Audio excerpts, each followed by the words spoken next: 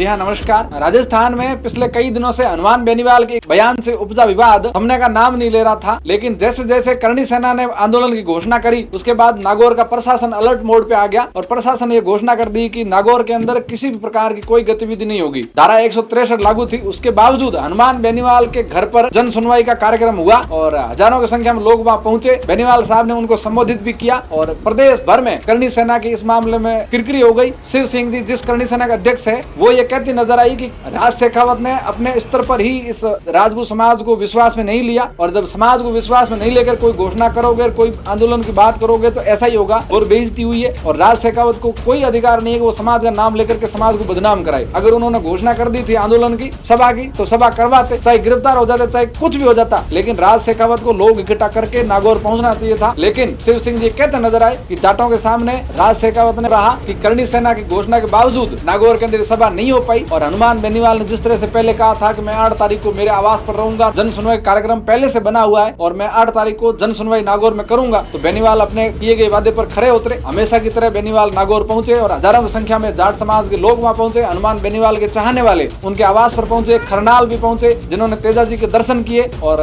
उसके बाद बेनीवाल साहब ने उनको संबोधित किया और लोग वहां से फिर तेजाजी के जयकारा लगाते हुए वहां से रवाना हो गए। लेकिन दूसरी तरफ धारा 163 के और इस बात को लेकर के राजपूत समाज के बहुत सारे लोग और बहुत सारे प्रमुख नेता कह रहे हैं कि राज शेखावत जिस तरह से बार बार ये घोषणाएं करते हैं, समाज की बेइज्जती करवाते हैं, इससे आगे राज शेखावत की बात कोई सीरियस नहीं ले। और राज शेखावत जो करणी सेना है वो करणी सेना ओरिजिनल नहीं है। जो ओरिजिनल करणी सेना है वो करणी सेना शिव सिंह जी शेखावत के पास है, वो सेना है। अब ये भी देखना होगा कि कौन सी ओरिजिनल है, कौन सी नहीं है। लेकिन जिस तरह से करणी सेना की किरकिरी हुई है, उससे ये साफ जाहिर होता है कि राज शेखावत को राजपूत समाज स्वीकार नहीं कर रहा है। जय हिंद, नमस्कार।